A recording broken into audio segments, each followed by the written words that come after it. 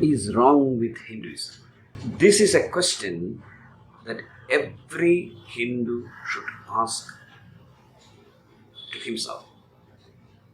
The answer is very, very, very important, because all the religions in the world are now in a race. Every religion wants to prove that it's the best religion in the world. Of course, that's a very good thing. For that, what should a religion do?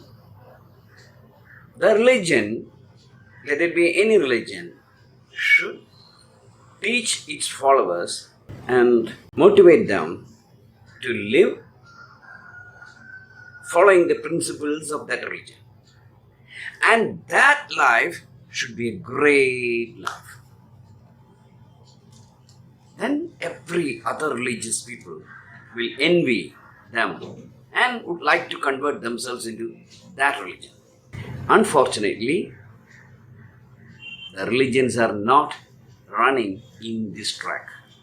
Instead, they are running for popularity, for converting others, and claim that their religion is the greatest religion in the world, because millions and millions of people follow it. Then they also want to establish that their religion is the only religion worth following. Others are fake. That's happening in this world. The world is in a rat race. In commerce, in politics, in economics, in religion also, the world is in a rat race. All the humans are running in this race. But they have to understand one thing. After all, even if you win this rat race, you are only a rat, nothing more. What is wrong with Hinduism?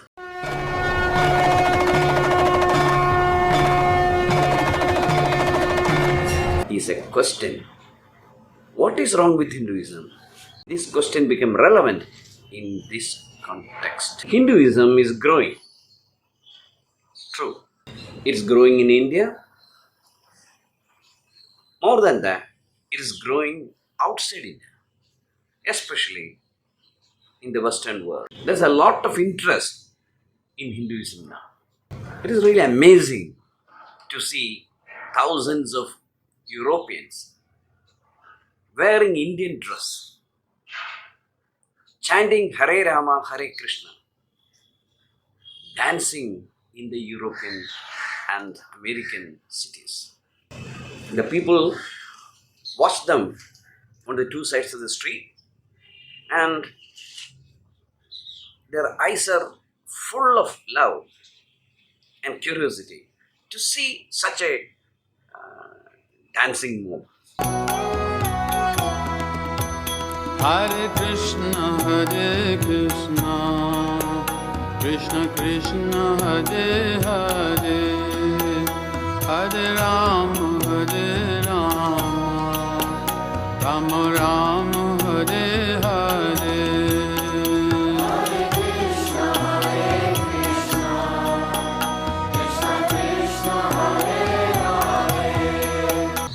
Watching those videos, we will definitely come to a conclusion that Hinduism is growing. We will even tell our family members, see, the Westerners are following our religion and we are not following anything. See, the Westerners, they are converting into Hinduism. And in future, Hinduism will become the greatest religion in the world. It is absolute nonsense. Because they are dancing in the street, singing Hare Rama, Hare Krishna. That is true. They have got more confidence in Hinduism than we people. They are more well-read than we people. And they don't have any shame in saying that we are Hindus. They are proud of their new religion. But that's not the religion that our great gurus prescribed for us. Their dancing is the same, their mantra is the same, but their culture is different. Many people come to these movements and stay in that movements for 2 or 3 years, or say 10 years, then leave. That's why we don't find many middle-aged people and elder people among these groups. It's a fancy, it's a fashion. But religions can never grow following a fashion. It has to be a deep passion. Yoga is spreading throughout the world, and many instructors go from India outside and teach yoga.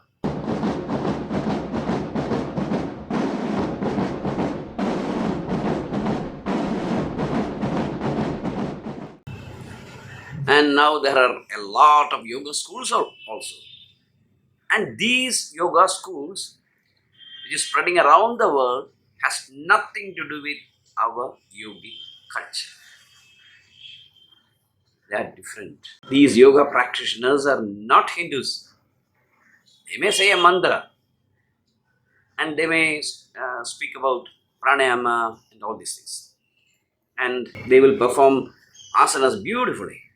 But that culture of India, which was created by millions and millions of generations, walking through the path of our great gurus, are not there in their hearts and in their lives.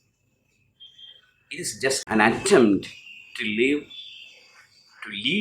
a healthy life. A yoga student should be a vegetarian. If he is not a vegetarian, he won't be able to live a yogic life. But a very few schools of yoga in India and the West uphold vegetarianism. They just say, you can eat anything, but just do yoga. The great masters of yoga never agree with this. But for marketing purpose, we have presented yoga in such a light manner that people take this for keeping youthhood and keeping health. Unless you are a vegetarian, you are not going to keep your youthhood. You are not going to keep your health. A yogi should be a vegetarian. But most of the schools say, no, it's not necessary. Why? Because they want to market their school of yoga. They want to conduct yoga camp, teach yoga lessons, and so that they can make a lot of money. So, the Hinduism that is spreading outside India is not the real Hinduism. There is a religion called Western Hinduism outside India. And they have got nothing to do with our great gurus. They have got nothing to do with our Vedas or our following, our family structure, nothing. And you can see so many gurus and sannyasis going outside India, giving speeches, and they make a lot of money.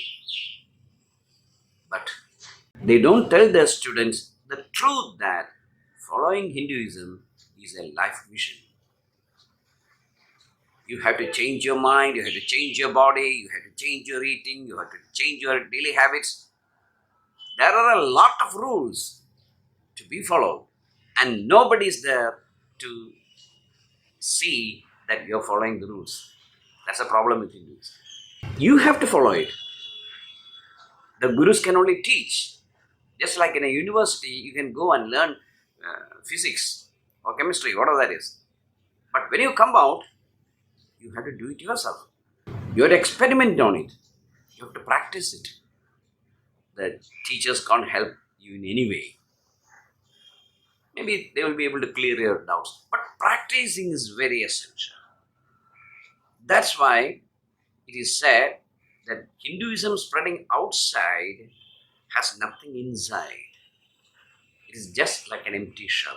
Just a passion, then it becomes a fashion, then out. You go back to the same culture. Well, that's a very important problem outside. Now let us look at Hinduism spreading in India. It's really spreading. People are very conscious of their religion. And people who dress up like Hindus and they would like to visit temples and all that. They would go to some places where these yagas are conducted, and thousands of people go for pilgrimages. It was not there 10 or 20 years back. But are these people real Hindus? That's the question to be asked. How many people, how many Hindus know that a temple is a place where you become intimate, comes into intimacy with your soul? How many people know that God lives not only in a temple but everywhere? How many people have heard about Vedas? How many temples are there in India where they keep Vedas? In Trivandrum there is a temple, Karikam temple. There's a temple of Devi. And I went to give a speech there. And I insisted, rather begged to its administrators that you should keep the Vedas in a glass room here so that people can come and at least see Vedas. Of course, they didn't give a room, but they gave a box made of glass, and I myself put the 4 Vedas there. The Rig Veda, Yajur Veda, Samaveda, and Atharvaveda. Why? At least the Hindus can claim that they have seen Vedas. If somebody asks a Hindu, have you seen Veda? The Hindu will say, no, I haven't seen Veda. And still you at least seen Veda, and you still claim to be a Hindu. Then he ends, oh yes, I have seen Veda. Where? In Karikam temple in Trivandrum, they keep it in a box. That's the problem with Hinduism. You can't become a Hindu just by going to a temple. You don't know anything about the things that is happening in that temple. Do you know what a Vigraham is? Many people think that there's a rock in which the God's power originates and comes and helps us. It is absolutely wrong. They are all laboratories prescribed by our great gurus in which the Hindus have to go and search into their soul, sit and meditate and find out the God in them. Atma Ram, I am the Ram. Shivoham, I am the Shiva. Aham Brahmasmi, I am the Brahma, the ultimate one. But people find it difficult to understand this. Why? Because when I say I am Brahma, it's not the body that I mean. It's not the mind that I mean. It's not the stula, sukshma, karana, sharira that I mention about. I am mentioning that soul in me, which is a part of the Supreme Soul. I am a Jivatma. God is a Supreme Soul, Paramatma. I should realize this truth. Then only I can say, I have attained something in spirituality. Otherwise, you go to a temple and pray that your son should get a job and take the prasada and come back. And you believe that the son will get the job. Sometimes he may get the job, but if he doesn't, what will you do? You say, no. There is no God. See, there is a great truth that you are all souls. You are a Jivatma. And what you see is only a body, the physical body. Then you have got a Sukshma Sharira, an astral body with which you travel in your dreams. And then there is another body for you, or we can say a casual body, or we can say a Karana Sharira. 3 bodies we have. We identify with the physical body in Jagrata. Now I am identifying with myself. That myself is my body. In the dreams, we have another body, the Sukshma Sharira, with which we travel around, look, feel, see, run.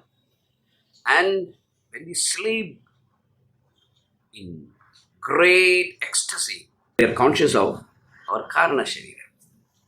Well, unless you disidentify with the physical body, the Sukshma Sharira and the Karana Sharira, you won't be able to see the truth called God. God is beyond your eyes, your ears, your sense of touch, your thinking, your bhavana, and all these things. That's why in Vedas it is said that If one says that I know Brahman, that's the ultimate one, beyond our capacity. If a person says, I know Brahman, he doesn't know. And if a person says, no, I don't know Brahman, that is right. He knows Brahma. Because Brahma is a universal power which is above our thinking, our imagination, our eyes, our ears, our sense of touch, everything. We see this world through our eyes, and the brain creates a lot of chemical reactions and we interpret it. That's not true. That's Maya. That is illusion. Even the dreams, we are in an illusion. In ecstasy. Sometimes we go into an ecstasy, and that is Karna Sharira. Even that is not you. Idam na mama. This is not me. Idam, this, na, no, mama, mine. This is not the body. This body is not mine. I am above this. I am above the Stula, Sushma and Karana Shariras. Then who are you? Then I say, I am the Jivatma. There's no meaning in saying all these things. It is a fact that one has to comprehend and understand and realize. Once you realize that, you know that this world is just an illusion. You are not what you think you are. That beautiful face that you see in the mirror is only a reflection. It exists only in a particular dimension between length, breadth, height, time and space. Through meditation, you have to go out of this world, out of these dimensions. Then you will understand that there are worlds beyond it. That is sadhana. That's what our Guru said. And that's what our Gurus try to teach. All the rituals that we follow in a temple, all the rituals that we follow when a person dies, all those things connected with Hinduism are symbolic, and unless you understand the meaning of these symbols, you are not going to live as a Hindu. You are just a Nama Hindu. That means a Hindu by name. You may even die for Hinduism, but that doesn't mean that you are a Hindu. Unless a Christian possesses Christ in his soul, he is not a Christian. Unless Prophet Muhammad lives in a Muslim's heart, he is not a Muslim. Similarly, unless you know the symbolic meaning of Hinduism, you are just a Hindu by name. That's the biggest problem that the Hindus face in India. When you go to a temple, they give you some sandal paste, isn't it? And you put it on the face. Every day we do it. Whenever you go to a temple, they will come for some sandal paste and then you put it on your forehead. Do you know what it is? What's the meaning of this? Why should you do it? Well, Chandanam or the sandalwood is the wood prescribed for the last rituals of Hinduism. That is, when a person dies, his body is placed in a pyre made of sandalwood. And this sandalwood is crushed and pulverized, and that paste is made. This paste that we take with our fingers, not this finger, because this is a finger that points out the weakness of others, or which is a finger which threatens others. So this finger is not a holy finger. So we take it with these two fingers, and then we have this chandanam or sandalwood. Like we are making a pyre on the face, because that's where we put our body. We place our body. We are not going to place it, other people will place it. Well, when you apply the sandalwood on your face, you have to say a mantra. Idam na mama. That's a mantra I said. Idam, this. Na, no. Mama, mine. This body is not mine. I have to live it. Even after leaving the body, I exist as a soul. It is a truth that thousands and thousands of gurus of India have discovered going into deep and deep meditation.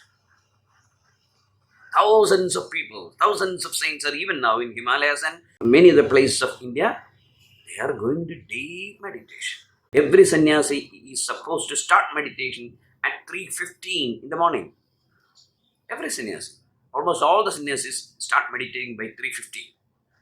That is the Saraswati Yaga. And it is the time that the great gurus come into meditation. So, just like a video or a clubhouse, we have thousands of sannyasis sitting in deep meditation. In that program, we are also going to it. And that really helps us to grow spiritually.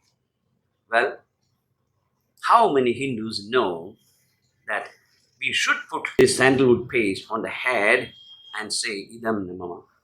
Very few. Why we say this?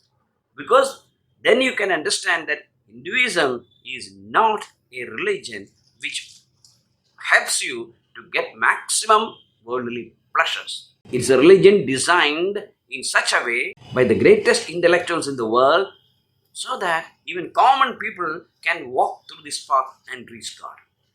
Heaven, hell, all these things are very flimsy things. In Hinduism, even if you go to heaven, you will have to come back. Even if you go to hell, you have to come back again on the earth as a human being and then practice the great thing and participate in this great experiment called life. You have to grow spiritually. And unless you understand the spiritual symbolic meaning of Hinduism, you won't be able to become a good Hindu, a great Hindu. There's no meaning in saying that whole world is full of Hindus. What is the need? The whole world is full of human beings. How many human beings are there really? So, it's very, very important that you understand the content of things. Hindus are people who know that they are Jivatmas and they have to take this birth again and again. Punarapi Maranam, again death. Punarapi Jananam, again birth. Punarapi Janani Jathare Shayanam. You take birth in the womb of the mother again. And finally, you come out of this Maya, this delusion, and you realize the fact that you are a Jivatma. That's what Krishna says to Arjuna. Oh Arjuna, you are not the body, you are not the mind, you are not your thoughts, you are not what you think you are. You are the Jivatma. And your duty is to establish Dharma in this world. That's your mission. Every human being has a mission.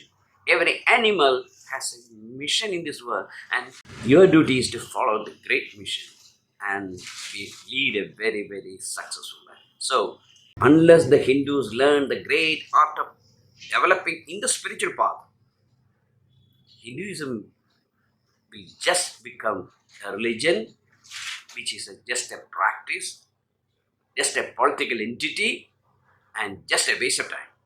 So, that is how that all Hindus in this world realize this secret of Hinduism, the sacred nature of Hinduism, and finally realize their Jivatma position and the Paramatma position.